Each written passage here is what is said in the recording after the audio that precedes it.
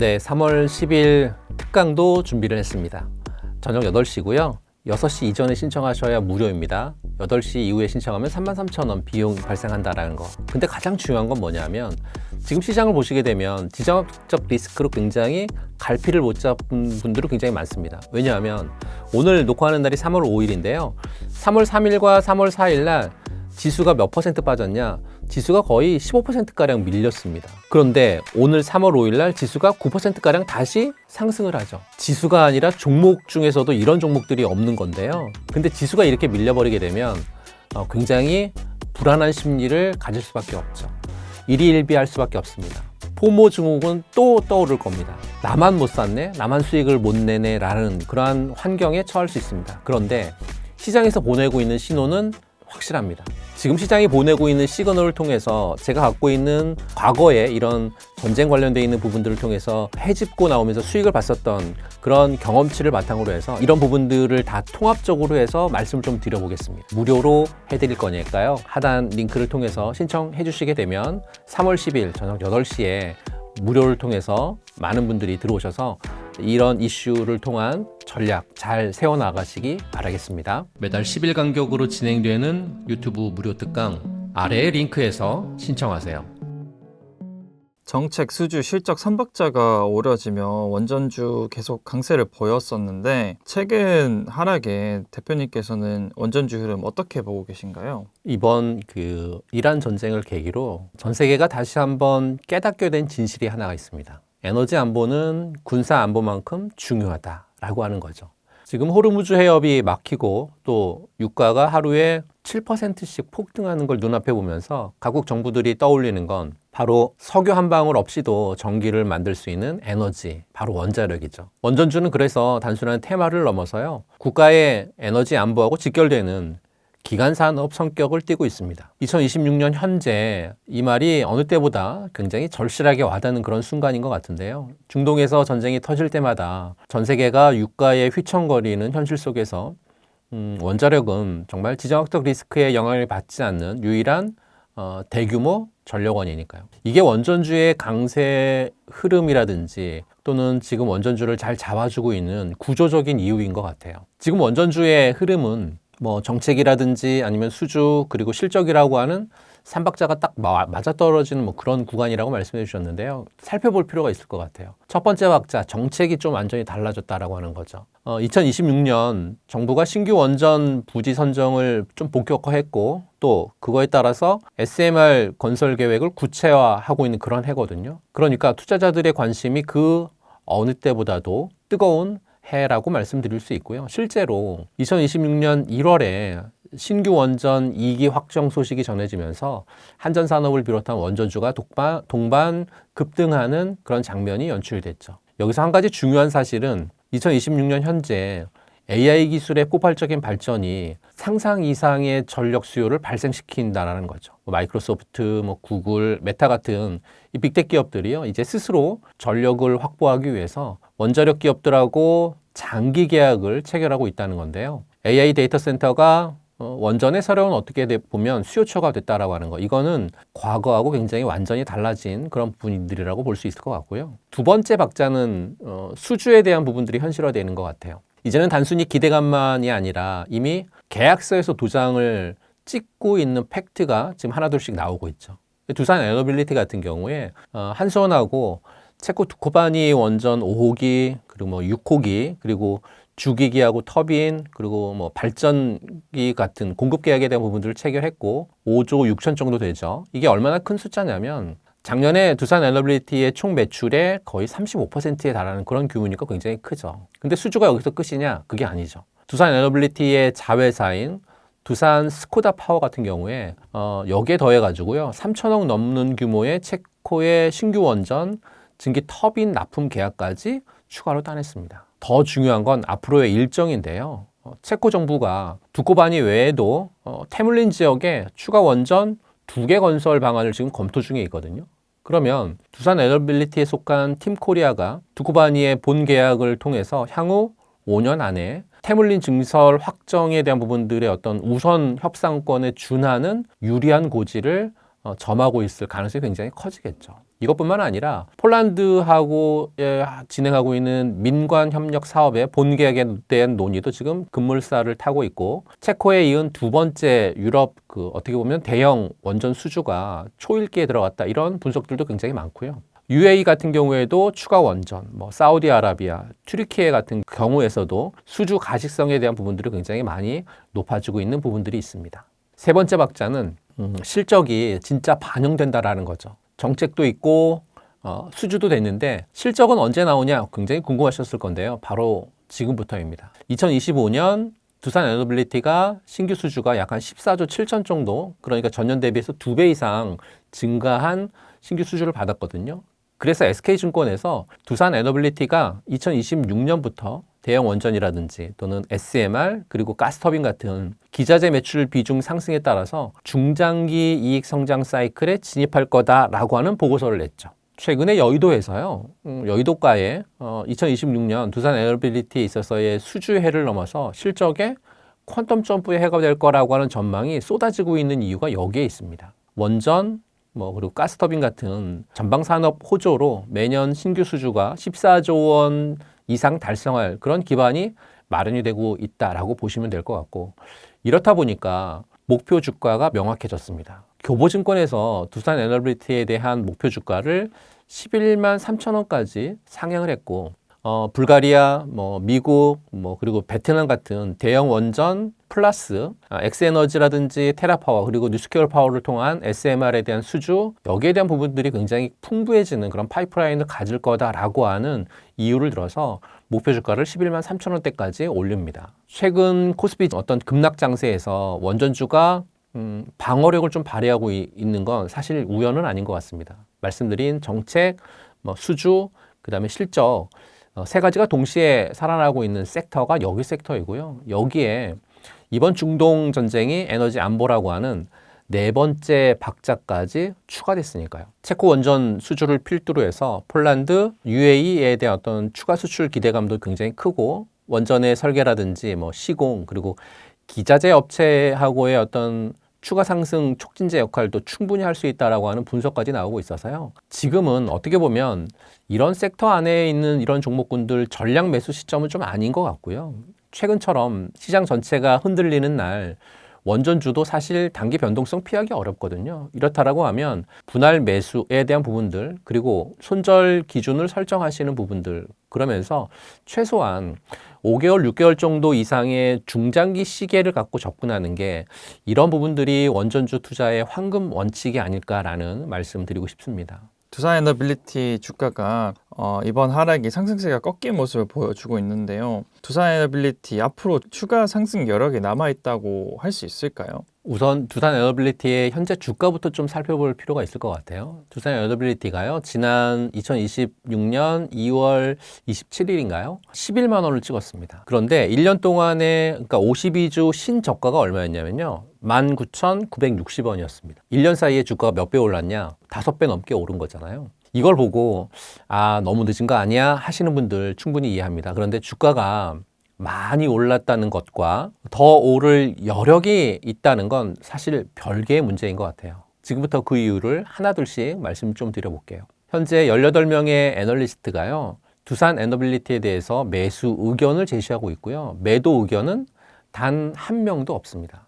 그러면서 12개월 평균 목표 주가를 얼마로 책정했냐면 11만 6천 원 정도로 책정합니다. 거기에 최고 목표가의 상단은 얼마냐? 15만 7천 원까지 제시하고 있습니다. 증권사들이 이렇게 일제히 목표 주가를 올린다라고 하는 건 단순히 주가가 올라서가 아니라 실적과 수주 전망이 달라졌기 때문에 올리고 있거든요. 두산 에너빌리티의 투자의 핵심은 딱 하나입니다. 바로 수주 잔고인 것 같아요. 2025년 신규 수주가 약 14조 원을 따내서 전년 대비해서 2배 이상 증가했거든요. 특히 체코의 대형 원전 기자재의 수주가 5조 6천, 그리고 가스터빈 쪽에서의 수주도 굉장히 크게 잘 나왔거든요. 그런데 2026년 올해도 한 14조 5천 정도를 전망하고 있습니다. 구체적으로 어디서 나오냐? 폴란드 쪽에서의 원자로라든지 증기 발생기 같은 부분들, 그리고 테라파워를 통한 미국 쪽에서 나트륨 SMR 주요 기자재라든지 또 뉴스케어의 루마니아라든지 미국 쪽 보이저 SMR 같은 이쪽의 부분들에 있어서의 수주가 본격화될 거라고 하는 분석들이 현재는 좀 지배적입니다. 그러면 왜 지금이 변곡점이냐? 세 가지 촉매제가 작용하고 있기 때문에 변곡점이라고 말씀드리고 싶은데요. 그 첫 번째 촉매제는 정책 모멘텀인 것 같아요. 그러니까 SMR 특별법이 국회 본회의를 통과하면서 실적이 본격 상승 가도에 진입할 거다라고 하는 전망이 나오고 있거든요. 이렇게 보면 탈원전 기조가 사실상 끝났다라는 거죠. 특히 트럼프 대통령의 행정명령 이후에 대형 원전이라든지 또는 SMR 발주가 늘어나면서 한국 원전 사업자들이 수혜를 입을 것으로 지금 예상이 되고 있기 때문에 그렇습니다. 두 번째 변곡점은 SMR 전용 공장의 착공인 것 같아요. 그러니까 2028년 본격 가동을 목표로 해서 올해 1분기 안에 창원의 SMR 전용 공장 착공에 들어갔잖아요. 전용 공장이 완료가 되고 나면 연간 생산 능력이 20기 정도로 확대될 전망이거든요. 이게 왜 중요하냐면 공장이 생긴다라고 하는 건 수주를 받을 준비가 됐다는 그런 신호고 시장은 이런 구체적인 이벤트에 반응하니까요. 세 번째는 AI 데이터 센터의 그 터빈 수요예요. 미국 빅테크 업체들이 380메가와트급의 가스터빈 2개 공급 계약 체결했고 또 2026년 말 되면 이제 인도할 예정이 있거든요. 이렇게 되면 해외 첫 수출 사례가 될 거고 특히나 AI 데이터 센터 분야의 첫 진입이라고 하는 점에서 굉장히 큰 의미를 갖고 있습니다. 그런데 이게 시작에 불과하죠. 지금 8개 이상의 추가 공급 협상이 진행 중에 있으니까요. 이러다 보니까 실적 개선 사이클은 이제 시작이다 라고 보시면 될 것 같고 특히 에너빌리티 부분 영업이익이 2026년에 전년 대비해서 300% 이상 오른다라고 하는 거. 그리고 2027년에는 무려 136%가량 급등할 걸로 예상이 되고 있다라는 거. 이게 진짜 본 게임은 2027년이라는 얘기죠. 회사가 직접 공시한 내용을 보면요. 올해 2026년 수주 목표는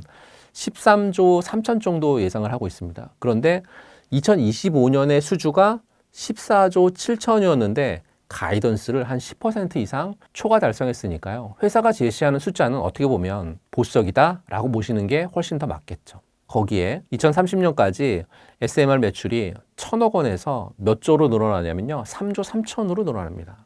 이건 지금 계속 늘어나고 있기 때문에 계속 변화하면서 예측에 대한 부분들이 점층 늘어나고 있어요.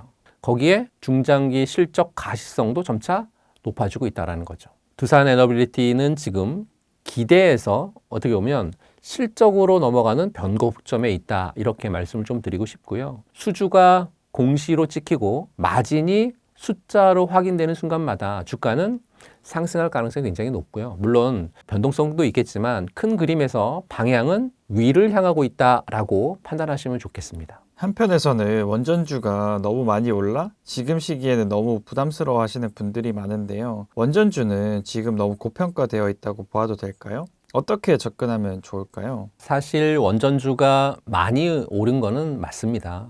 두산 에너빌리티만 봐도 1년 동안에 무려 한 3배가량 상승했으니까요. 근데 많이 올랐다는 것하고 고평가다라고 하는 건 다른 얘기죠. 그 차이가 어떻게 차이가 전개가 되냐면요. 원전주가 왜 이렇게 올랐지? 어떤 상승의 본질적인 구조를 먼저 좀 볼 필요가 있다는 거죠. 첫 번째는 AI 쪽에서의 전력 수요가 폭발하고 있다라고 하는 부분들입니다. 그러니까 AI 데이터 센터가 전기 많이 먹는 건 잘 아시잖아요. 근데 2030년이 되면 미국의 전체 발전 설비의 3%가 넘어가는 수준인 33기가와트가 AI 데이터 센터에서 소비될 전망인 거죠. 그러다 보니까 구글, 마이크로소프트, 아마존 같은 빅테크 기업들이 장기적으로 탄소 배출이 없는 전원이 필요한데 그 답을 원전과 SMR에서 찾고 있는 거죠. 두 번째는 체코 원전 수주 부분인데요. 26조 원 규모의 체코 두코바니 원전을 팀코리아가 따냈잖아요. 그러면서 2009년 UAE의 바라카 원전 이후에 무려 이제 15년 만에 해외 원전 수출인데 이게 단순 호재가 아니라 한국이 글로벌 원전 시장의 핵심 플레이어라고 하는 걸 증명한 사건이에요. 세 번째는 정책 모멘텀인 것 같아요. 현재 정부가 신규 원전이라든지 또는 SMR 건설 계획을 공식 확정했고 특히 이제 트럼프 행정부도 원전을 전략 에너지원으로 재지정했잖아요. 그러면 그 지정한 이후에 대규모 정책 지원도 금융 지원도 하겠다고 나서고 있는 상황이니까 전 세계적으로 원전이 이제 필요 없다가 아니라 무조건 필요하다로 바뀐 거죠. 그래서 지금 고평가인가를 정확하게 확인해 보실 필요가 있다는 거죠. 많이 오른 건 사실입니다. 근데 고평가냐? 여기서 두 가지 구분을 하실 필요가 있습니다. 단기적으로는 과열 신호가 있습니다. 대장주 두산 에너빌리티는 현재 주가가 8만 원 내외 수준에서 오르고 있는데요. RSI를 보게 되면 70을 넘어섰습니다. 그러니까 단기 기술적인 과열 신호가 나온 건 맞습니다. 근데 최근에 일부 증권사에서 목표 주가를 상향을 하죠. 10만 원을 터치한 상태에서 선반영이 진행됐다라고 하는 그런 시각도 분명히 있긴 하지만 중장기적인 얘기는 좀 다른 것 같아요. 대신증권에서 두산 에너빌리티의 목표 주가를 얼마까지 높였냐면 13만 원까지 높입니다. 현재 주가 대비해서 아직 40에서 50%의 추가 상승 여력이 있다는 얘기죠. 그리고 전체 18명의 애널리스트가 매수 의견을 유지하고 있고 매도 의견은 단 한 명도 없다라는 거죠. 근데 핵심은 2026년은 단순한 기대감을 넘어서요. 실제 프로젝트의 착공이라든지 또 수주가 실적으로 연결이 되면서 밸류에이션의 검증을 받는 그런 해가 될 거라고 하는 게 핵심입니다. 즉 지금까지는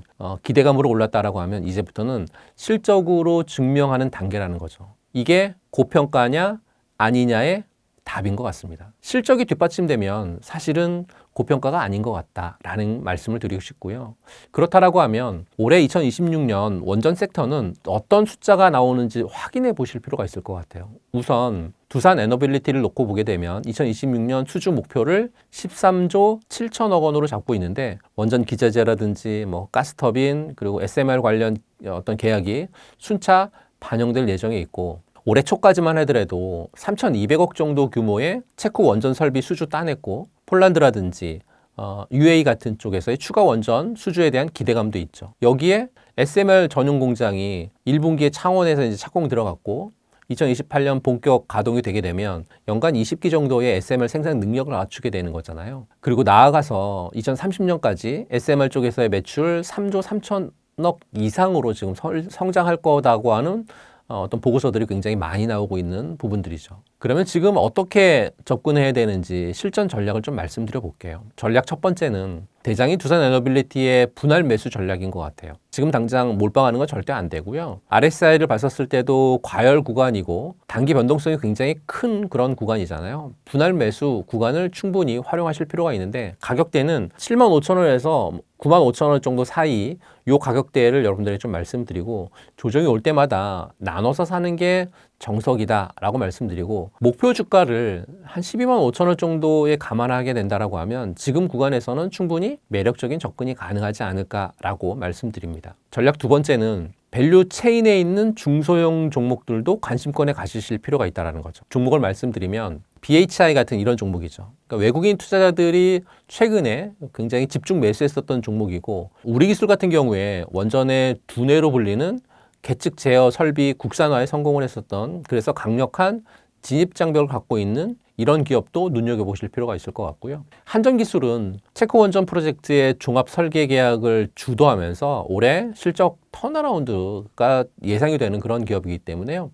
이런 기업들 체크해 보실 필요가 있을 것 같습니다. 대장주보다 덜 오른 중소형 원전 기자재주하고 설계 종목들의 관심을 가질 필요는 분명히 있어 보입니다. 물론 변동성은 대장주보다는 굉장히 클 수 있습니다. 하지만 그만큼 기대 수익률도 클 수 있기 때문이다라고 말씀드리고요. 전략 세 번째는 이벤트가 있는 캘린더에 대한 부분들을 좀 체크하실 필요가 있을 것 같아요.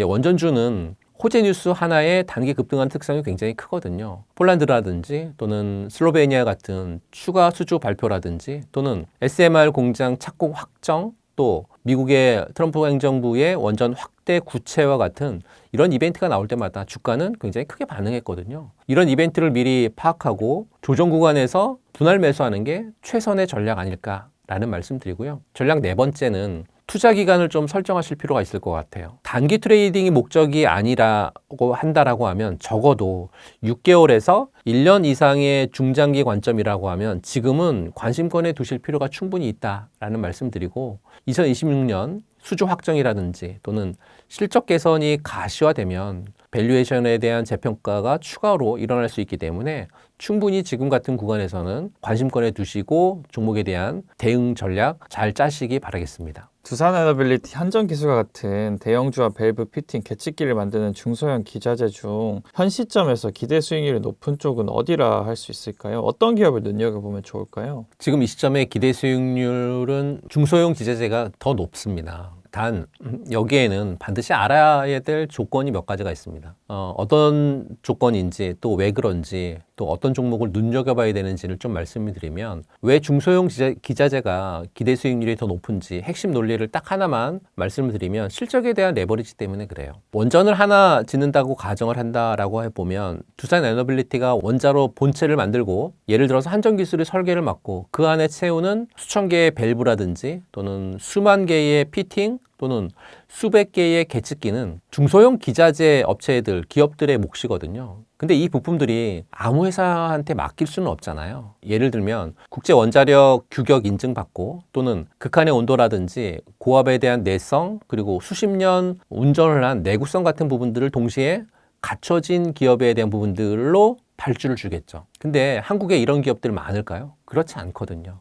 결과적으로 이 중소형 기업들이 사실상 독과점 공급자라는 겁니다. 매출 15조짜리 두산 에너빌리티에게 1천억 계약 하나는 전체의 한 1% 정도밖에 안 되는 작은 수주죠.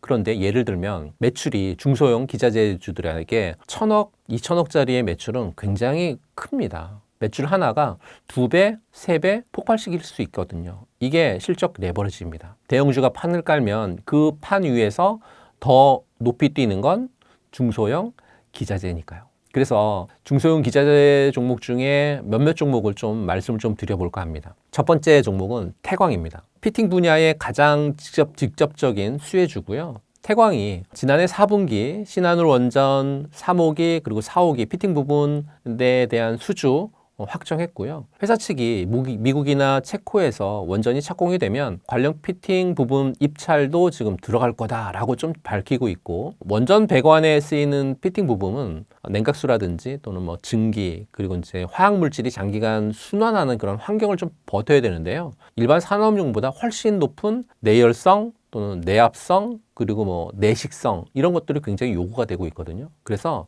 진입 장벽이 굉장히 높습니다. 쉽게 진입할 수 없고요. 그리고 한번 공급자로 지정이 되면 장기 계약이 이어지는 그런 구조이기 때문에 지켜보실 필요가 충분히 있을 것 같고요.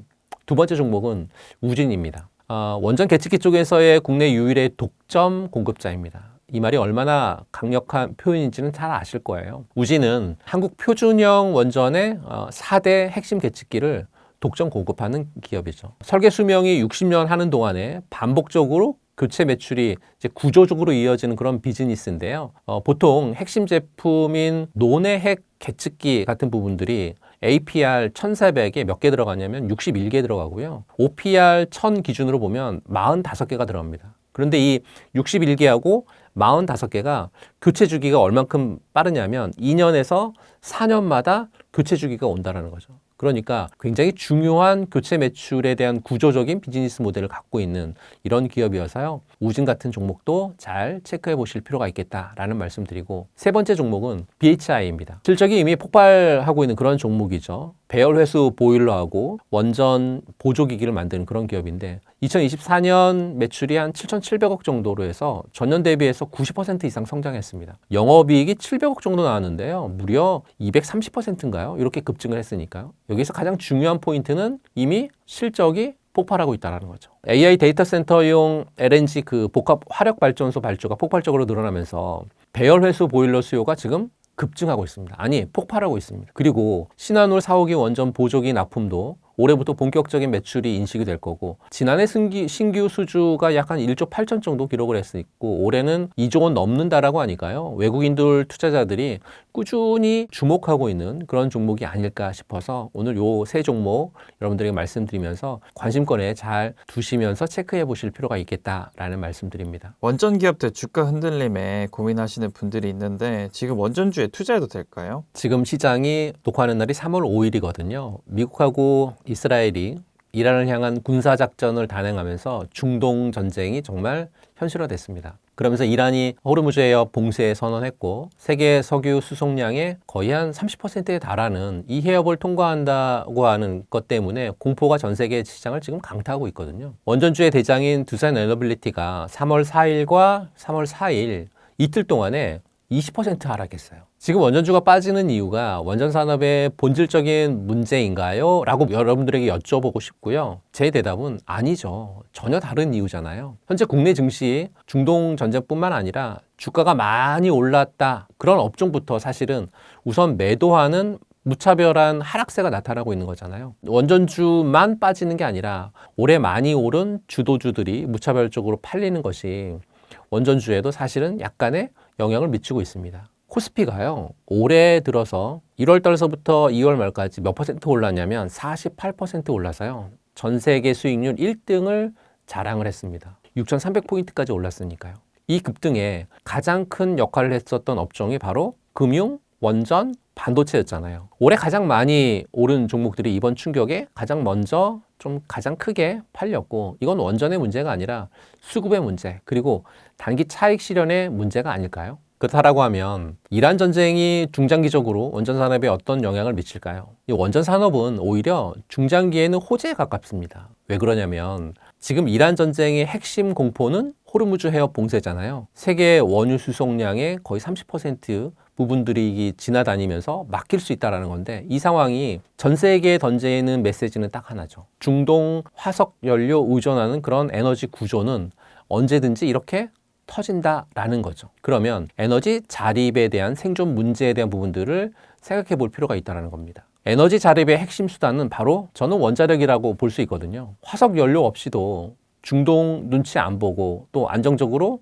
대량의 전기를 만들 수 있는 유일한 수단이니까요. 단기적으로는 원전주도 같이 빠졌죠. 하지만 이 충격이 가라앉고 나면 세계 각국 정부가 더 강한 확신을 가지고 에너지 안보를 위한 원전 투자 밀어붙이지 않을까요? 이게 바로 역설입니다. 이란 전쟁 핵심 분기점은 지금 시장이 주목하는 그것이죠. 호르무즈 해협이 봉쇄 상태를 얼마나 유지하느냐. 단기에 해결되면 2003년 이라크전 패턴이 될 거고요. 장기화된다라고 하면 더 어두운 시나리오로 전개가 되겠죠. 그래서 지금 원전주 어떤 전략으로 대응하면 되냐라고 물어보신다라고 하면, 우선 이미 원전주를 보유하고 계신 분들의 경우에는 손절은 최악의 선택이다. 그래서 지금 팔면 안 된다라고 말씀드립니다. 왜냐고요? 지금 빠진 이유가 원전 산업의 펀더멘탈 훼손이 아니라 지정학적 공포에 의한 무차별 매도이기 때문에 그렇고요. 체코 원전 수주가 취소됐나요? 아니죠. SMR 공장 착공이 백지화됐나요? 절대 아니죠. 그리고 두산 에너빌리티의 2026년 수주 목표가 14조 3천억 원인데 사라졌나요? 아니죠.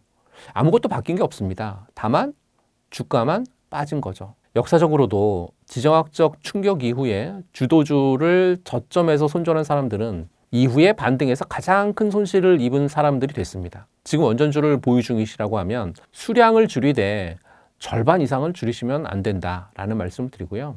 아직 매수를 못한 경우의 전략을 말씀드리면 지금이 오히려 좀 기회인 것 같습니다. 단 분할 매수로 접근하실 필요가 있다는 거죠. 두산 에너빌리티가 8만 원, 9만 원대까지 오르락 내리락을 반복하고 있는데요. 지금 굉장히 좋은 구간에 들어왔습니다. 그것뿐만 아니라 한전기술, BHI, 또 우진 같은 이런 종목들도 모두 마찬가지거든요. 이 급락이 단기 외부 충격에 의한 것이라고 하는 걸 확인했다. 그렇다라고 하면 이건 단순히 기다렸다가 살 수 없었던 종목들이 세일 가격에 나온 그런 가격대에 왔다라는 판단을 하실 필요가 있습니다. 단 한 번에 사시면 안 된다는 거죠. 지금 전쟁 변수가 아직 진행 중에 있기 때문에 더 내려갈 수도 있거든요. 그래서 전체 매수 예산의 20%든 30%든 3번이든 5번이든 나눠서 분할 매수하는 전략이 가장 현명할 것 같습니다. 첫 번째 매수를 이번 주에 하거나 아니면 다음 주에 또는 그 다음 주에 이렇게 계속해서 나눠서 하는 그런 상황이 굉장히 좋을 것 같고요. 중동 상황이 어느 정도 윤곽이 잡히면 잡히는 시점을 통해서 턴어라운드 될 때 좀 더 비중을 실는 전략 굉장히 좋다라고 말씀드립니다. 원전주로 단기 수익을 노리던 경우에도 지금은 저는 관망이다라고 말씀드리고 싶습니다. 전쟁의 전개 방향이 굉장히 불확실한 상황에서 단기 매매는 사실상 도박에 가깝거든요. 중동 전쟁은 뉴스 한 방에 10% 오르다가 다음날 또 다른 뉴스에 10% 내리는 패턴을 보이는 게 특징이거든요. 단기 트레이더라고 하면 지금은 옆에서 상황을 좀 지켜보시다가요. 전쟁 상황이 어느 정도 방향으로 결론이 나는 그런 시점에 명확한 방향성이 생긴 뒤에 진입하시는 전략이 굉장히 좋지 않을까라고 말씀드리고 싶습니다. 네, 3월 10일 특강도 준비를 했습니다.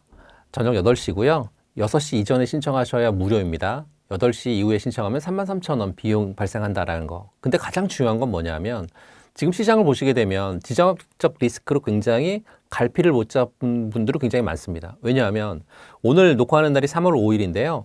3월 3일과 3월 4일 날 지수가 몇 퍼센트 빠졌냐? 지수가 거의 15%가량 밀렸습니다. 그런데 오늘 3월 5일 날 지수가 9%가량 다시 상승을 하죠. 지수가 아니라 종목 중에서도 이런 종목들이 없는 건데요. 근데 지수가 이렇게 밀려버리게 되면 굉장히 불안한 심리를 가질 수밖에 없죠. 일희일비할 수밖에 없습니다. 포모 증후군 또 떠오를 겁니다. 나만 못 샀네, 나만 수익을 못 내네 라는 그러한 환경에 처할 수 있습니다. 그런데 시장에서 보내고 있는 신호는 확실합니다. 지금 시장이 보내고 있는 시그널을 통해서 제가 갖고 있는 과거에 이런 전쟁 관련되어 있는 부분들을 통해서 해집고 나오면서 수익을 봤었던 그런 경험치를 바탕으로 해서 여러분들에게 이번 3월 10일도 마찬가지로 이런 부분들을 다 통합적으로 해서 말씀을 좀 드려보겠습니다. 그러면 전략에 대한 부분들을 말씀을 드릴 건데요. 그 전략은 경험치 플러스 시그널 플러스 시장에 나와 있는 뉴스를 플러스 해서 말씀을 드리면 어느 정도 여러분들이 시장에 대응을 할 수 있을 거다라고 저는 생각하고 있거든요. 무료로 해드릴 거니까요. 많은 분들 신청해 주시고요. 지금 영상 하단에 링크 걸어 놓을 테니까요. 하단 링크를 통해서 신청해 주시게 되면 3월 10일 저녁 8시에 무료를 통해서 많은 분들이 들어오셔서 이런 이슈를 통한 전략 잘 세워나가시기 바라겠습니다. 감사합니다. 전쟁 관련주에 대해서 몇 가지 여쭤보고 싶은데 전쟁 및 석유 관련주들 지금 좀 주목해 볼 필요가 있을까요?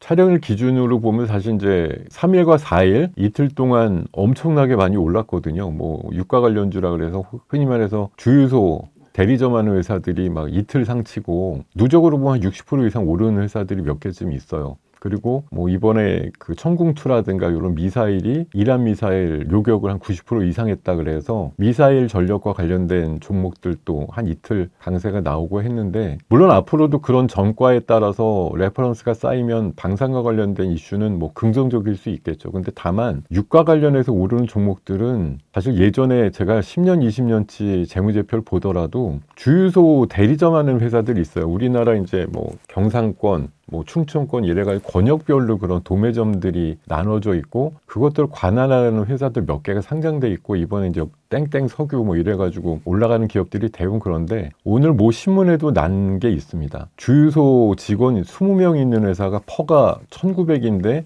이틀 상쳤다. 사실 그네들은 원래 정유회사에서 기름을 받아다가 적정한 마진을 붙여서 파는 것뿐인데 유가가 급변동한다 그래서 마진이 갑자기 늘어나지는 않습니다. 그네들이 들여오는 원가도 같이 올라가는 거고 일정 수준 이상의 마진을 붙여서 팔지 않게 돼 있거든요. 뭐 아무리 고공권을 보인다 그래도 한 분기 지나서 재무제표 발표된 거 보면 매출이나 순이익단에 변화가 없어요. 진짜 이거는 제가 자신하는데 근데 유가만 오르면 이런 대리점 도매업 하는 회사들이 올라가는 현상들이 계속 나오는데 결국은 유가가 쭉 올라갔다가 다시 원위치 되면 그네들 주가가 그럼 가치가 높아진 상태에서 유지가 되느냐 그게 아니거든요. 유가 따라서 올라갔다가 유가가 다시 정상화되면 다시 쭉 빠지는 그런 길들을 계속 따라서 가는 종목이기 때문에 저는 철저하게 그런 종목들은 물론 이제 공포가 있으니까 해당되는 종목을 찾아서 매매하는 습관들이 그냥 붙어 있는 건 어쩔 수 없으나 결국 끝물로 잡으시면 저는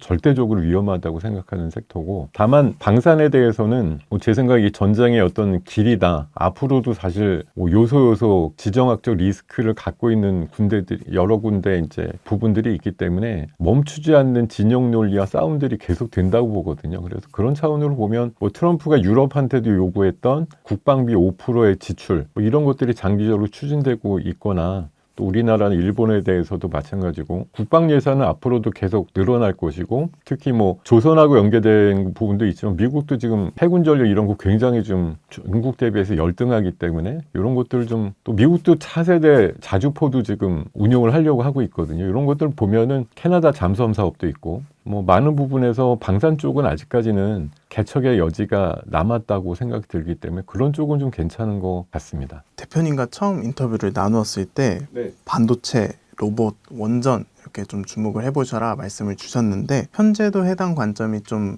유효한지 궁금합니다. 그렇죠. 사실 1년을 돌아서 보면은 뭐 반도체 많이 올랐고요. 방산 쪽도 많이 올랐고 로봇 쪽도 많이 올랐습니다. 공교롭게 작년 여름 이후에 로봇주들 많이 올랐죠. 그게 이제 노란봉투법 국회 통과 이후에 8월 말부터 해서 많이 올랐고 이번에 이제 기대하는 것도 또 3월 10일 날 노란봉투법이 드디어 시행을 하기 때문에 맞춰가지고 역시 이제 로봇에 대한 수요 증가에 대한 뭐 아이템을 가지고 관련주들을 이끌지 않을까 생각이 드는데 이번 이틀 정도의 대폭락 상황에서 사실 뭐 어느 업종과 종목을 안 가리고 다 많이 빠졌거든요. 그래서 어떻게 보면 다시 시작이다 이런 관점에서 보면 다시 로봇이고 다시 관련해서 보면은 원전이다 이런 생각 많이 들거든요. 이번에 사실 유가가 올라가면 또 대체 에너지를 찾게 됩니다. 기름 말고 더 싸게 에너지원을 뽑을 수 있는 것들. 그래서 원래는 과거에 전쟁 발발과 동시에 유가가 급등하는 경우에는 이제 신재생 분야들이 각광을 받았는데 어제 오늘 시장을 보면 사실 뭐 방산과 유가에 직접적인 관련이 있는 종목 빼고는 다 그냥 많이 빠졌거든요. 그래서 뭐 이게 눈오머리라서 그런 것 같기도 한데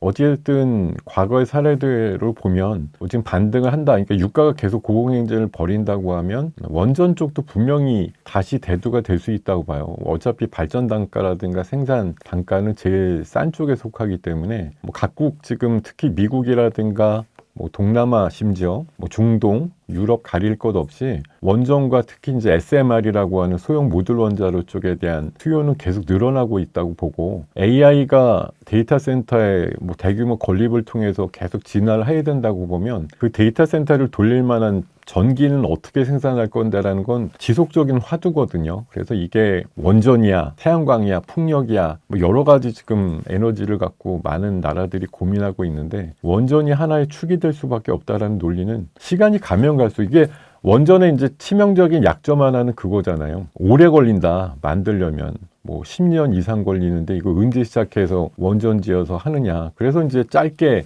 작게 SMR이라는 게 조금 더 빨리 등장을 하고 주목을 받게 될 거고 어차피 AI가 올해 내년 사이에 완전 개화돼 갖고 끝나는 게 아니거든요. 이게 대규모의 프로젝트고 최소 5년에서 10년 있다가 완공된다? 그러면 원전이란 부분도 미국의 많은 업체들이 쉬고 있는 미국의 원전을 막 수리하고 다시 가동시키고 몇 년 동안 그렇게 해가지고 5년 뒤, 한 7년 뒤쯤에라도 전기를 생산하면 내가 다 쓸게 이런 식으로 계약을 하는 경우들이 많아요. 그래서 우리가 이제 AI 그러면 뭐 단숨에 데이터 센터 뚝딱 지어가지고 AI 끝 이렇게 보지만 사실 이거는 제가 보기에는 한 10년쯤 길게 가는 이슈에서 누가 먼저 칩을 먼저 사놓고 기다리고 있느냐 이런 게임을 지금 하는 거니까 여기에서 이제 도태되고 또 대안이 되는 기업들 뭐 재무적으로 끄떡없는 기업들이 계속 살아남으면서 AI의 최종 승자가 되는 게임들이 나올 것 같아서 뭐 그것들이 계속되는 한 반도체 업종은 계속 빛을 발하게 될 것이고 뭐 그런 과정에서 보면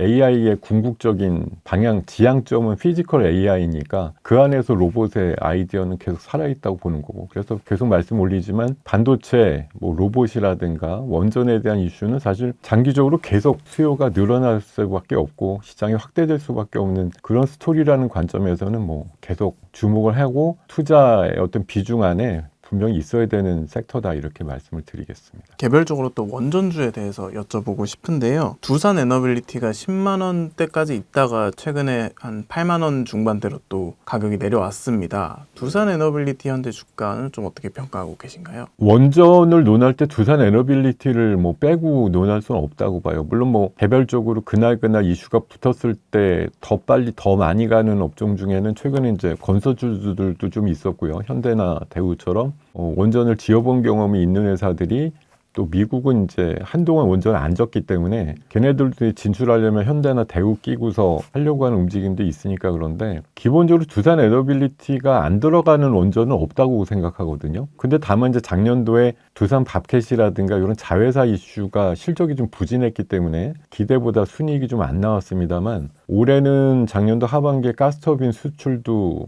굉장히 큰 건으로 있었고 해서 여러 가지 감안해 보면 올해는 작년보다 순이익이 좀 많이 좋아지지 않을까 생각이 들어요. 그래서 저도 최근에 뭐 10만 원, 11만 원 정도 흐름까지는 무난하고 최근에 그 시장에서도 16만 원 정도까지 보는 리포트도 나와서 기대를 뭐 장기적으로 하기에는 좋은 종목이다라고 생각이 들었는데 어제 오늘 하락을 피한 종목은 거의 없다고 봐야 되겠죠. 그냥 11만 원 근접하다가 9만 원이 깨져버린. 지금 사실 그러니까 이틀 동안 시장도 딱 이틀이에요. 이틀 동안 6,300에서 최소 아무리 대충 생각해도 1,200이 빠져서 지수가 그냥 한 20% 빠졌거든요.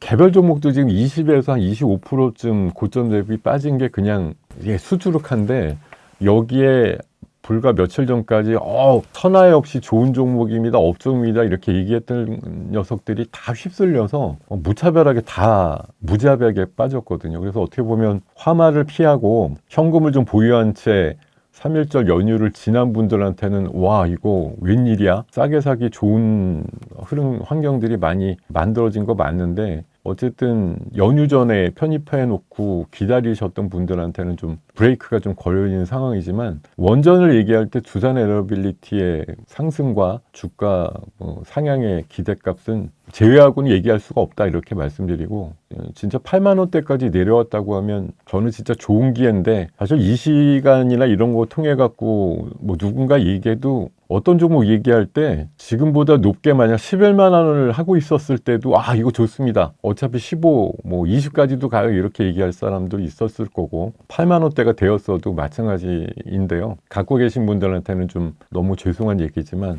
신규로 편입하거나 추매가 가능하신 분들이라고 하면 적극적으로 편입해야 될 가격대로 내려왔다 이렇게 말씀드리겠습니다. 많이들 말씀하시는 게 현금이 없다 이제 더 살 현금이 없다. 그렇죠. 예, 지금 저도 안타까운 게 맨날 어떤 사이트나 이런 데서 누군가 나와서 얘기하면 빠지든 오르든 천하 없이 좋은 기회라고 얘기를 하는데 사실 현실적으로 보면 난 이미 다 사놨는데 아니겠어요 문제가 더 살 돈이 없는데 자꾸 이게 좋습니다 이게 좋습니다 그러면 그럼 결국은 또 어디서 빌려와서 또 사야 되나 이런 또 유혹을 받게 되는데 이번 장 이틀 겪으면서 많이 느끼셨겠지만 내가 감내할 수 있는 수준 이상을 투자하는 건 이렇게 위험한 애라는 거 다시 한번 절감하셨을 거예요. 그냥 내가 설사 이번에 들어가서 물렸다 손 치더라도 저는 작게는 한두 달, 뭐 크게는 진짜 2, 3년의 사이클 이후에는 다 또 올라간다고 봅니다. 근데 돈의 그 성격이 고이자를 부담하는 짧은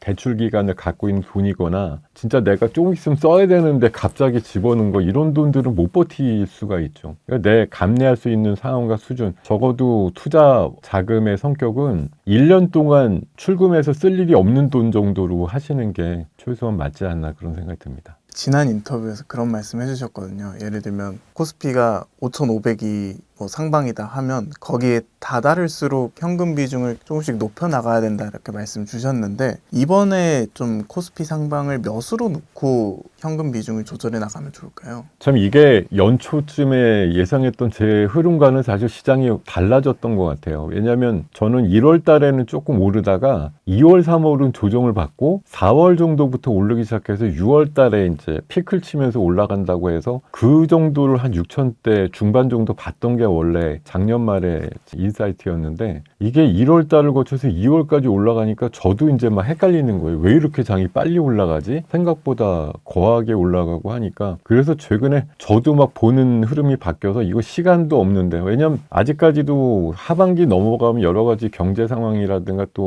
뭐 정치적인 이벤트 끝나고 나면 약간 좀 손 놓는다 이렇게 보기 때문에 어떻게든 요새 유행하는 밈이 있죠. 시간 없어 빨리 타 이런 말이 요새 유행이에요. 뭐 이렇게 맨날 맨날 올라가는데 이러다가 7천 금방 가면 더 이상 올라갈 지수가 없으면 어떡할 건데라는 이제 불안감마저 나올 정도. 그래서 제가 5천 넘어가면 조금씩 사실 리스크는 커지는 거죠. 여러분들은 지수가 올라가면 좋은 거지 무슨 리스크야라고 생각하시는 분들도 있지만 사실 목표치라는 게 있으면 거기에 근접하면 어느 순간 터치가 되면 그 다음에는 내려가는 거밖에 없잖아요. 우리나라가 올라간 다음에 마치 개마고원처럼 이렇게 수평으로 뭐 몇 달이고 1년이고 유지되면 얼마나 좋을까마는 항상 뾰족하게 올라가면 그 다음에는 또 완전히 세모꼴로 내려오는 그런 장세였기 때문에 어제 오늘 장은 사실 세모보다도 완전히 뭐 절벽에 가까운 흐름입니다만 다시 한번 느낍니다. 최근에 뭐 휴먼 인덱스라고 그래서 집안 싸움 하시면서까지 뭐 집 팔아서 주식하자 이런 부부싸움 많이 난다. 그 어느 카페 같은 데는 수익 인증하고 난리 났더라. 이런 거 진짜 유행의 끝은 결국은 어제와 오늘 같은 약간 좀 파멸적인 그런 하락을 또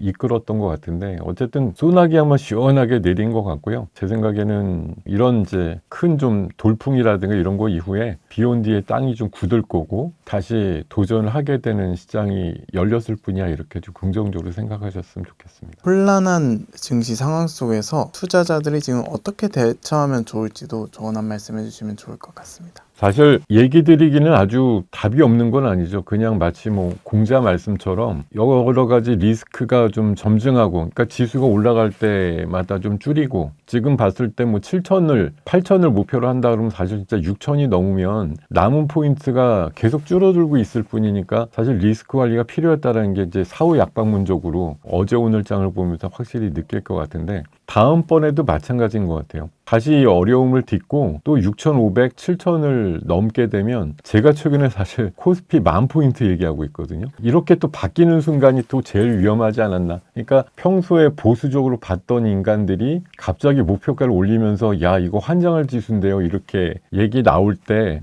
여러분들이 그동안 이제 추적을 해서 듣던 사람들이 갑자기 입장을 바꾸면 그때 진짜 조심해야 되는 거 아닌가 그런 생각이 들고 저도 한번 이번에 인간 지표로서의 활동을 한번 제대로 하지 않았나 그런 생각도 뼈저리게 느끼게 되고요. 뭐 아무리 아니라 그래도 휴먼 인덱스의 어떤 상황들 주식 안 하면 큰일 나겠다 이런 생각이 과포화 상태가 이르니까 결국은 이 사단이 나는 상황들이 맞이하지 않았나 그런 생각이 들고요. 다만 비록 편중되어 있지만 삼성전자 하이닉스 또 현대차의 어떤 그 멀티플의 상향 이런 기본값이 바뀌진 않았습니다. 그러니까 근본적으로 최근까지 동력이 됐던 것들이 바뀐 건 없는데 다만 이제 투자 심리가 상당히 위축될 만큼 무언가 이슈들을 던져내면서 갑자기 충격을 준 거 맞는데요. 제 생각에는 정부에서 많은 의지를 갖고 시장에 대한 이제 확고한 상승을 통해서 부를 늘릴 수 있는 이제 사다리를 제공한다 이런 관점은 아직 유효하다고 보는 거고요. 리서비스에서 아직 머무르고 있습니다만 제 생각은 내일쯤 돼서는 시장의 안정 대책이라는 것들이 시행될 수 있는 가능성도 높다고 보거든요. 그래서 너무 슬퍼만 마시고 좀 정신 단단하게 그러니까 이럴 때 제일 필요한 건 다음번 올라갈 때 어느 것들이 또 주도주가 될 것인가라고 생각해서 어차피 다 빠졌으니까 수평으로 평소에 못 산 종목들로 포트를 이동시키고 조정하는 그런 시간으로 삼아주시는 게 가장 다음번 그러니까 지금 하락은 어차피 웬만한 분들 다 같이 겪으셨거든요. 다음번에 올라갈 때는 또 먼저 가는 종목 또 뒤따라서 훨씬 못 가는 종목도 구분이 될 텐데 먼저 갈 종목들을 선별해서 잡아놓으시는 그런 시간으로 이용하시는 게 필요하다라고 말씀드리겠습니다. 확실히 좀 체감이 다른 게 이번 하락을 통해서 느껴진 게 예전에는 빠지면 뭐 4천 초반까지 빠지지 않을까 뭐 이런 느낌이 있었다면 지금은 아무리 빠져도 5천 아래로는 안 빠질 것 같은 느낌이 있거든요. 대표님께서는 어떠신가요? 예, 큰일 났네요. 그렇게 자신감들이 많으시면 이게 사실 이번 장 조정이라는 게 어떻게 보면 어제도 그런 생각 하셨을 거예요. 아유, 이거 아무리 빠져야 6천도 안 빠질 것 같다. 왜냐면 미국도 안 빠지고 저거 일 안 하고 미국하고 싸워봤자 게임이나 되나? 며칠도 안 걸릴 거리들인데 이걸 가지고 너무 긴장할 거 없어. 사실 어제 아침에 이게 지금 생각해보면 너무 까마득한 얘기인데 어제 아침에 심지어 마이너스 한 50 정도밖에 안 됐었어요. 심지어 코스닥은 플러스 20까지 올라가기도 했었고요. 그런데 갑자기 지금 어제도 많이 빠지고 오후에 오늘도 초반에는 좀 안 빠지는 것처럼 그러더니 또 쫙쫙 빠지고 이렇게 됐거든요. 그러니까 사실 우리가 기본적으로 주식 시장을 대할 때 나는 굉장히 약자고 아차 싶으면 도망간다 이런 36개 주랭랑에 대한 원칙이 있어야 돼요. 사실 저도 생각해보면 왜 어제 조금 덜 빠질 때 트럼프께서 4주 걸린다고 얘기까지 했는데 왜 우린 이걸 짧게 생각하고 짧은 조정으로 생각하고 그냥 편하게 갔을까 이런 생각 많이 들죠. 어제만 아침에 정신 차리고 팔았어도 6,100대 정도에서 팔 수 있었던 걸 지금 1000포인트를 허비했잖아요, 완전히. 그래서 이게 그냥 너무 또 한 10달 가까이 세계에서 제일 빠른 증시로 올라가다 보니까 어느덧 이제 세뇌가 된 거죠. 우리 시장은 어디보다 강하니까 이번에도 그냥 지지고 있으면 돌파될 것이고 무난할 것이다 이렇게 봤던 거에 대한 어떻게 보면 좀 역전의 상황이 나온 것 같은데 어렵습니다. 갑자기 이렇게 내린 거. 그러니까 역대급의 하락을 맞이하고 나서 이게 괜찮아요라고 얘기할 사람은 사실 없는데요. 말씀 주신 대로 추세가 바뀌지 않는다고 하면 보통 고점에서 20% 정도 조정이 대부분의 이제 최대치 조정이라고 봤기 때문에 그거를 이제 역산을 하면 5천 정도 내외가 지지가 될 것으로 보이고 또 정부도 이번 장을 훼손하고 싶지 않다고 하면 뭐 100조 플러스 알파라고 하는 시장 안정자금을 정말 내일 기준으로 5천이 간당간당 한다든지 이 수준이면 충분히 비상 상황이니까요. 발동을 할 수 있었으면 좋겠다는 생각이 그와 함께 또 리바운드가 좀 나올 수 있는 그런 시장이 연출되기를 기대하고 있습니다.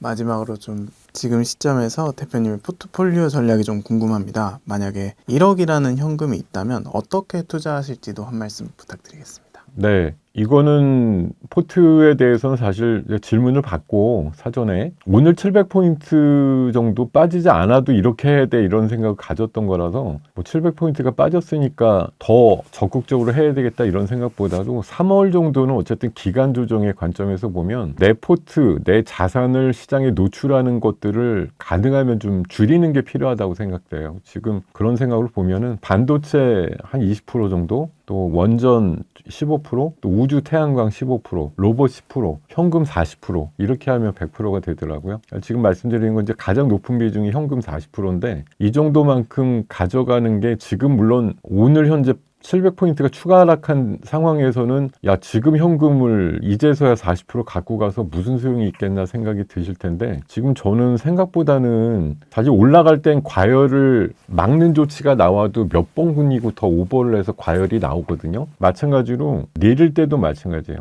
이거를 내리는 걸 막는다고 안정화 조치가 나와도 그게 한 두세 번 정도 나와야 진짜 안정이 되더라고요. 옛날의 상황을 보면. 그러니까 한 번 막는 거 잠깐 움찔할 수 있는데 그래봤자 또 조정이 나온다라는 생각을 하시는 게 전 더 유리할 것 같아요. 이제 여러분도 돈을 좀 지켜야 되는 상황으로 바뀌었기 때문에 현금 40% 정도는 월말까지. 그러니까 저거 40%를 계속 40%를 유지하라는 말씀이 아니에요. 장이 이렇게 금액 오늘도 사실은 700포인트가 빠지니까 정말 많이 빠졌어 이렇게 결론이 나서 끝났는데 개별 종목들 대부분 오늘 10% 초중반 뭐 15% 이렇게 빠진 애들이 많거든요. 근데 정확히 저가 보면은 순간적으로는 20몇 %씩 빠진 애들이 엄청 많습니다. 정말 한 2, 3% 빠졌을 때 긁어서 순간적으로 30분, 1시간 만에 7, 8%, 10%씩 올라온 애들도 있어요. 그런 것들용으로 데이 트레이딩용으로 이용하시면 좋겠다는 생각이 들어서 오버나잇 안 하는 현금 비중을 좀 갖고서 지수가 예기치 않게 더 밀릴 때 순간적으로 낚아채서 당일 매도 이렇게 정말 2%든 3%든 5%든 취하시는 그런 전략으로 가보시는 데이 트레이딩용을 좀 많이 확보를 해 놓으시는 게 필요하다. 그러면 오버나잇 했을 때 밤에 뭐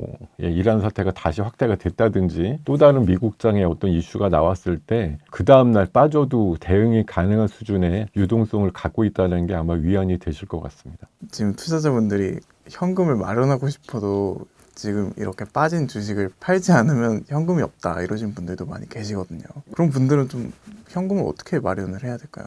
현금 고민하실 거 없어요. 그냥 있는 거 종목들 다 추려가지고 일괄적으로 뭐 어려우시면 15%쯤 정말 결단을 크게 하실 거면 뭐 30%쯤 골고루 파시면 돼요. 아무 생각 없이. 그거 아니면 방법이 없죠. 내가 갑자기 어디서 돈 빌려서 현금을 1억짜리 계좌에 뭐 3, 4천 더 빌려서 넣고 그렇게 하실 수 있는 분들은 그렇게 하시면 되는데 그런 여윳돈을 다시 보충하기가 어려우신 분은 자체적으로 해결해야죠. 그러니까 고정적으로 박아놓는 건 한 60%, 70% 해놓고 30%만큼은 어떻게든 유동성을 만들어 놓고 순간적으로 빠졌을 때 대응한다 이렇게 하시는 게 그냥 100% 어쩔 수 없이 물렸으니까 갖고 계시는 것보다 전 유리할 거라고 보는 거예요. 다만 이제 엉덩이 좀 가볍게 해가지고 여기저기 부지런하게 좀 체크도 하시고 그러셔야 되겠죠. 내 계좌를 좀 덜 빠지게 하고 지키고 조금씩이라도 불리려면 하락시에 그냥 이번에 절감하고 있는데 저 3일 정도 그냥 가만히 있었더니 엄청나게 수익률이 줄어들더라고요. 기량이 있으니까. 장중에 뭐라도 했으면 아마 좀 낫을 것 같은데. 그러니까 말 그대로 그렇죠. 이번에 지장이 20%쯤 빠졌으니까 내 계좌가 한 20% 빠졌으면 그냥 다행인데 개별 계좌는 보통 지수 빠지는 거에 거의 1.5배에서 2배 빠지거든요. 그냥 있으면. 근데 부지런히 뭔가 하면 거기서 5% 10% 줄일 수 있단 말이에요. 그런 것들을 좀 하지 않으면 내 돈 누가 지켜주겠습니까? 내가 자가 발전해갖고 지키는 거밖에 없겠죠. 사실 이런 말씀 드려도 어떻게 보면 사치인데 제가 무슨 낯을 들고 이런 얘기를 드릴 수 있을까? 사실 이 자리에 오면서 고민 많이 했습니다. 왜냐하면 이번 지수가 사실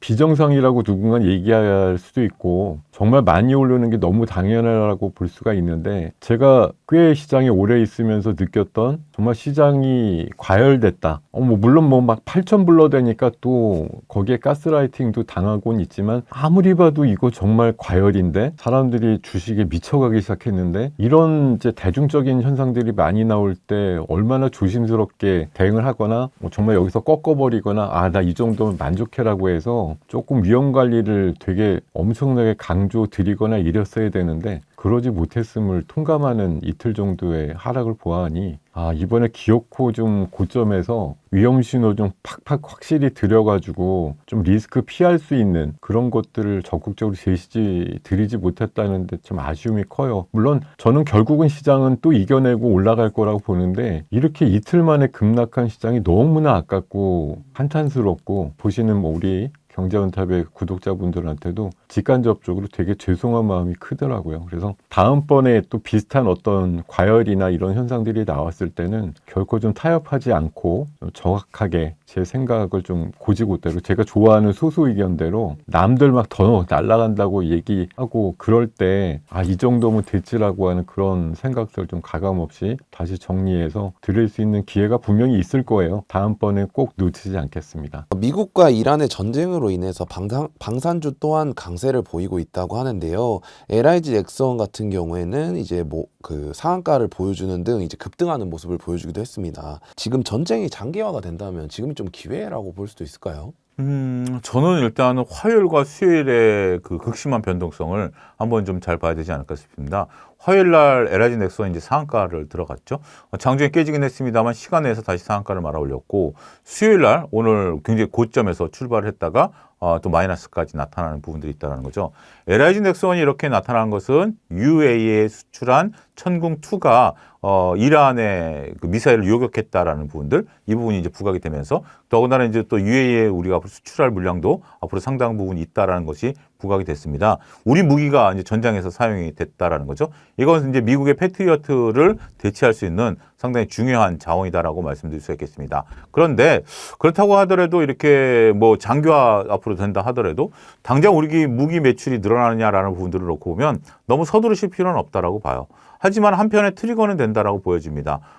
중동 전쟁이 이제 끝나고 나면 많은 국가들이 이제 자체 재래식 무기에 대한 부분들도 필요한 거죠. 특히 이제 우리가 지금 이제 드론 전쟁, AI 전쟁 이런 것으로 이제 불리고는 있습니다만 요격을 하기 위해서는 여전히 재래식 무기가 필요하다. 특히 이제 천궁2, LIG 넥스원을 좀 유심히 보셔야 되는 중요한 부분들이다라고 좀 말씀드릴 수 있겠고 탱크로 밀고 들어가는 전쟁은 아니니까 이 부분은 좀 다를 수가 있겠죠. 현대 로템이라든지 이런 쪽과의 주가 차별화는 벌어지고 있는 부분들이다라고 말씀드릴 수가 있겠습니다. 하지만 어떻게 전쟁 양상이 진행되느냐가 관건이 될 것 같아요.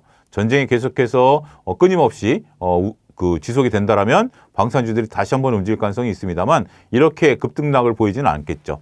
차분하게 대응을 하실 필요가 있다라고 보여지고 있고 우리가 이제 전쟁 관련주로 움직였었던 것 중에 하나가 바로 이제 정유주들, 그다음에 해운주들 이런 것들이 움직였습니다만 이런 것들 또한 변동성이 워낙 크다라는 거, 또 기대감으로 올라갔다라는 측면에 있어서는 조금 지켜보자.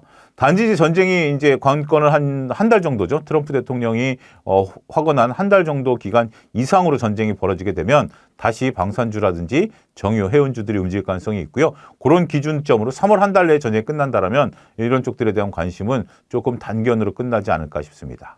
호르무즈 해협을 막으면서 이 조선주도 또 막 눈여겨본다라는 이야기도 있던데 이 밖에 좀 전쟁으로 인해서 좀 눈여겨봐야 될 섹터나 아니면 수혜받을 만한 것들이 있다면 좀 어디가 있을까요? 이것은 오히려 단기간에 나오는 상황이고 단기간에 끝나기 때문에 우리가 눈여겨보아야 될 부분들은 좀 별로 없다. 단지 이제 호르무즈 해협을 막는다라고 해서 조선주를 본다라는 시각은 저는 좀 잘못된 시각이다. 왜 그러냐면 호르무즈 해협을 막는다고 해서 배발주가 늘어나느냐? 그것은 또 아니죠. 또 배를 발주한다고 해서 뭐 배를 일주일 내에 만들어서 양도할 수 있느냐? 이건 또 아닙니다. 더군다나 지금 이제 트럼프 대통령이 호르무즈 해협에 통행하는 선박에 대해서 안전을 보장하겠다. 또 이런 뉴스가 나옴에 따라서 또 유가가 또 급락하는. 그러니까 외부 뉴스에 따라서 모든 것들이 바뀌는 거죠. 더군다나 화요일 날 HMM이 굉장히 강했어요. 아무래도 이제 전체적으로 해운 운임이 올라가다 보니까 편오션도 강했고 그렇지만 또 그게 트럼프 대통령 한마디에 수요일 날 뚝 떨어지는 모습들을 좀 보이고 있으면서 오히려 화요일 날 잡으신 분들이 다 손해 구간으로 들어가는 부분들이 있습니다. 전쟁, 남 싸우는 일에 여기서 내가 돈을 같이 편승해서 벌겠다? 물론 이제 구조적으로 우리가 이득을 볼 수 있는 기업들이 있다면 모르겠습니다만 구조적으로 안 하고 기대감으로 움직인다라는 측면에 있어서는 조금 싸움은 그냥 구경만 하시고 거기에 편승하는 것은 조금 조심스럽다 이렇게 정리하겠습니다. 최근 주요 원전주는 좀 장중 등락을 반복하면서 변동성이 좀 확대되는 흐름이 보이고 있다라고도 하던데요. 이유가 좀 뭘까요? 우리가 이제 원전과 관련된 부분들은 몇 가지인데 이제 기대감이죠. 역시 이제 원전은 이제 기대감으로 올라가는 부분들인데 제가 이제 2부에서 현대차를 말씀드렸던 것처럼 기대감으로 올랐던 부분들은 지금 같은 경우에는 펀드멘탈에 기반하지 않기 때문에 변동성이 더 커질 수밖에 없습니다. 그런 부분들을 참 감안하셔야 된다라는 거죠. 원전이 지금 이제 펀드멘탈이 나타나려면 좀 시간이 좀 필요한 거죠. 특히 이제 대형 주들을 중심으로. 근데 한편으로 놓고 보면 원전주의 기대감이 다시 한번 부각될 가능성도 있습니다. 어떤 관점에서 이제 탈중동에 대한 또 이슈가 불게 되면 그리고 이제 AI 데이터 센터에 대한 다시 관심이 늦게 되면 또 기대감이 다시 불 수가 있겠죠. 그런 관점에서 접근은 우리가 좀 유의할 수 있겠습니다. 여기서 제가 한 가지 좀 보고 있는 것 중에 하나가 현대건설입니다. 현대건설을 보고 있는데 현대건설 같은 경우 우리가 원전과 관련해서 시공과 설계가 가능한 것이고요. 또 중동이 저렇게 전쟁을 하고 나면 또 재건 이슈도 나타나지 않겠습니까? 그런 부분에서 중동에서 역사가 깊은 현대건설 같은 경우도 같이 맞물릴 수가 있겠죠. 우리가 러우 전쟁이 끝나지도 않았음에도 불구하고 재건 테마가 움직였던 것처럼 원전과 재건 테마가 같이 맞물리고 있는 현대건설 같은 경우가 한번 좀 눈여겨보고 볼 생각입니다. 물론 이제 제 기대감대로 올라갈 수 있을지 아닐지는 모르긴 하겠습니다만 약간의 상승 트렌드가 나타난다면 확 그 쏠림 현상이 나타날 가능성도 있기 때문에 그런 부분들을 이해해 주셔야겠다라고 말씀드리겠습니다. 원전주를 투자하시는 분들은 이제 꼭 아무래도 두산 에너빌리티를 이제 가져가실 텐데요. 두산 에너빌리티와 같이 가져가면 좋은 좀 원전 관련주가 있을까요? 두에비를 원전주로 보기보다는 저는 전력 인프라 관련주로 저는 봐야 될 것 같아요. 두에비이 드디어 이제 원전에 납품하는 것보다는 일단은 지금 다양한 발전소에 지금 이제 많은 가스 터빈을 납품하고 있습니다만 원전과 관련해서 새로운 부분에 있어서 SMR이라든지 이런 부분에 대한 퍼포먼스는 좋긴 하겠습니다만 많은 분들이 두에비는 또 갖고 계신 것 같아요. 그러다 보니까 두에빌이 현재 주가의 퍼포먼스가 생각보다 약한 것 같아요. 그러니까 원전주를 갖고 긍정적으로 보시는 분들은 두에빌은 다 갖고 계신 것 같아요. 그런 부분들이 좀 있기 때문에 이것은 좀 조심해서 보자. 반면에 한국전력 같은 경우도 원전주로 보고 있습니다만 최근에 주가가 좀 조정을 받았죠. 따라서 한국전력 같은 경우를 오히려 원전주로 좀 편입시키니까 남들이 다 알고 있는 원전주들 이거 말고 남들이 별로 생각하지 않은 쪽에 대해서 원전주들을 바라보는 것도 하나의 좋은 시각이 될 수 있다. 그런 것들이 두각을 나타내면 주가 퍼포먼스가 어떻다? 그 대표적인 게 뭐였다? 대우건설 같은 경우죠. 대우건설이 원전 시공 능력이 있다는 것이 알려지면서 주가 퍼포먼스가 훨씬 더 좋지 않았습니까? 그런 것들을 잘 찾아내는 것도 좋은 전략이 되지 않을까 싶습니다. 중동 전쟁을 제외하더라도 이 조선주 같은 경우에는 조선업 지원책이나 캐나다 수주 기대감 등등이 겹치면서 좀 사람들이 많이들 눈여겨보고 있다고 합니다. 소장님께서는 조선주를 좀 어떻게 바라보고 계실까요? 저는 조선업종 같은 경우는 우리가 이제 캐나다도 지금 이제 설왕설래해요. 오늘 나온 뉴스만 하더라도 독일과 잠수함을 둘로 나눠서 주겠다라는 얘기들이 있었죠.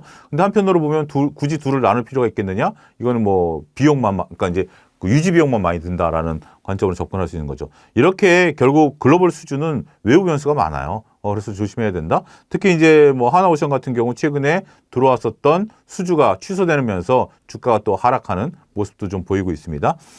저는 조선주 중에서는 현대중공업을 좀 토픽으로 좀 보고 있습니다. 막대한 수주 잔고가 있고요. 안정적인 재무 구조를 갖고 있고 우리가 뭐 마스카 프로젝트에 특별히 지분을이라든지 자금을 투자할 필요가 없다라는 측면에 있어서는 너무 흔들릴 필요가 없이 펀드멘탈로 간다라는 측면에 있어서는 수주 잔고를 바탕으로 현대중공업을 가장 토픽으로 보고 있다 이렇게 말씀드릴 수가 있겠습니다. 그렇다면 현대중공업의 이제 강점을 많이 말씀해 주셨는데 하나오션의 강점도 좀 있다면 어떤 게 있을까요? 하나오션은 강점보다는 지금은 이제 하나오션은 올해는 저는 별로 볼 생각이 없어요. 왜 그러냐면 하나오션 같은 경우는 필리조선소에 50억 달러로 투자를 해야 되죠. 그리고 이제 필리조선소에서 실제로 발주가 나오려면 시간이 오래 걸리죠. 그리고 여러 가지 이제 부분들이 있죠. 더군다나 이제 우리가 뭐 캐나다라든지 뭐 여러 가지 부분들도 있긴 하겠습니다만 당장 지금 돈이 되는 것은 아니에요. 당장 돈이 되는 부분들과 미래에 돈이 될 것을 구분하기 때문에 저는 하나오션 같은 경우는 올 하반기 정도에 필리조선소의 건설 속도에 따라서 조금 투자 관점을 다르게 본다. 또 남들이 다 좋게 보는데 주가가 어느 정도 조정을 좀 받고 있죠. 물린 물량이 많다라는 겁니다. 매물대가 형성돼 있다라는 부분들이기 때문에 그 매물대를 뚫고 올라간다라는 것도 새로운 뉴스가 필요하다는 점에 있어서 오히려 하나오션에게는 조금 조심스러운 면이다. 이렇게 말씀드릴 수가 있겠습니다. 주요 금융지주의 주가가 그래도 좀 안정적으로 유지되고 있다고 합니다. 금융주는 좀 현재 어떻게 바라보고 계실까요? 금융주는 이제 3차 상법 개정을 바탕으로 해서 우리가 이제 자사주 소각 이슈도 있고 또 이제 금융지주 중에 일부 이제 증권사들의 영업이익이 늘어나는 부분들이 있는 거죠. 근데 저는 이제 이 부분은 이렇게 보셔야 될 것 같아요. 지금 이제 3차 상법 개정으로 자사주, 기존 보유 자사주는 1년, 그다음에 신규는 1년 6개월 내에 팔아야 되는데 제가 항상 갖고 있는 의문이 그겁니다. 자사주를 지금 고점에서 팔까? 아니다라고 생각하는 거죠. 어차피 1년 내에 팔면 되는 거니까 그러면 주가가 조정을 받을 때 팔 가능성이 저는 있다라고 생각을 합니다. 그래서 지금 3차 상법 개정으로 우리가 금융지주를 따라서 하는 것이 아니라 우리가 이제 증시가 산고 하저가 나타날 가능성이 있다라고 증권사들이 보는 거 아니겠습니까? 트럼프 대통령이 지금도 이렇게 변동성을 주는데 앞으로 중간선거를 앞두고 얼만큼나 큰 변동성을 주겠습니까? 그리고 어느 정도 이제 주식 시장도 탄력성을 하반기로 갈수록 좀 조심스럽게 나타날 가능성이 있다라고 보기 때문에 그때 가서 자사주를 소각하지 않을까요? 따라서 지금 버티고 있다 그래서 우리가 금융지주를 적극적으로 보기보다는 일단은 조금 약간의 한 걸음 떨어져서 조정기를 기대하면서 보실 필요가 있지 않을까 말씀드릴 수가 있겠습니다. 또 최근에 주목해야 할 섹터가 상당히 많은데요. 뭐 엔터주, 항공우주주, 화장품주 이렇게 그 섹터가 다양한데요. 소장님께서 눈여겨보시는 섹터나 기업이 있다면 어디가 있을까요? 전쟁 전이라면 화장품을 좀 봤을 겁니다. 전쟁 전이라면. 근데 지금 전쟁이 나면서 우리가 모든 주식이 빠졌기 때문에 이젠 반도체를 봐야 될 것 같아요. 역시 펀드멘탈이 가장 강하게 살아있는 반도체에 거의 올인하다시피 볼 필요가 저는 있다고 보여집니다. 특히 이제 이렇게 말씀하신 엔터, 항공우주, 화장품 같은 경우 이런 소비 섹터 이런 것들은 전쟁이 나면서 주가 다 빠져버렸기 때문에 안 빠졌다라면 모르겠으면 다 빠졌을 때는 원래 처음 올라갈 때 이 주식들이 따라 올라가던 주식들이 아니에요. 근데 반도체가 너무 올라가니까 이들이 키 맞추기 차원에서 올라갔다라는 거거든요. 근데 지금 다 빠진 상태라면 다시 제자리에서 리셋을 하게 되면 저는 여전히 펀드멘탈이 가장 강하게 살아있는 반도체 중심으로 보겠다. 이것이 수익률을 현재 지금 높이는데 오히려 좋은 전략이 될 수 있겠다. 묵은 전략이고 맨날 똑같은 얘기를 한다라고 할 수 있긴 하겠습니다만 오히려 지금 이런 상황에서 안 올라간 것을 갖고 얘기하기보다는 올라갈 수 있는 종. 자, 이렇게 생각을 해보셔야죠. 지금 시장을 주도하고 있는 애들이 누구죠? ETF죠. 그 다음에 이제 외국인들 뭐 좀 팔고 있습니다만 외국인들 같은 경우 여전히 시장에서 지배력이 있죠. 큰 주식들을 건드릴 수밖에 없겠죠. 그리고 ETF가 들어오는 자금들이 퇴직연금에서 들어오는 자금들이 뭘 산다?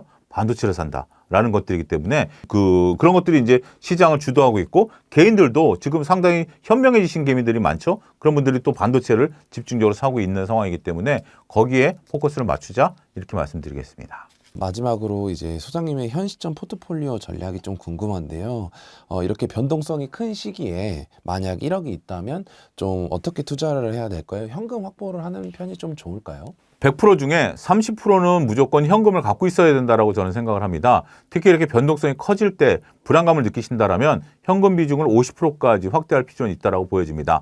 그렇다 하더라도 저는 반도체 비중이 50% 정도는 유지돼야 된다라고 보여집니다. 삼성전자가 됐던 하이닉스가 됐던 30%를 담아두고요. 나머지 20%는 소부장을 담아두는 겁니다. 이런 것들이 현재 지금 시장에 있어서 수익률을 따라갈 수 있는, 현재 지금 반도체를 제외하고 나면 지수가 이제 4,000대 중반 정도밖에 안 되는 거기 때문에 그런 부분, 물론 이제 이재명 정부가 얘기했던 5,000 부근까지도 온 거예요. 그 나름대로 의미가 있지만 시장 수익률과는 좀 달라질 수 있죠. 그래서 반도체를 가져가야 되고, 나머지 이제 50% 중에서 현금 비중을 조금 달리한다라면 저는 뭐 지금 상태에서 본다라면 지금 이제 전력 인프라라든지 아니면 뭐 일부 조선업종이라든지 이런 것들을 좀 조심스럽게, 아니면 2차 전지에서 SDI라든지 이런 쪽들의 종목들을 조금씩 저는 편입시키는 것도 좋은 전략이 될 수 있겠다, 이렇게 말씀드리면서, 뭐 불안할수록 현금을 높이실 필요가 있어요.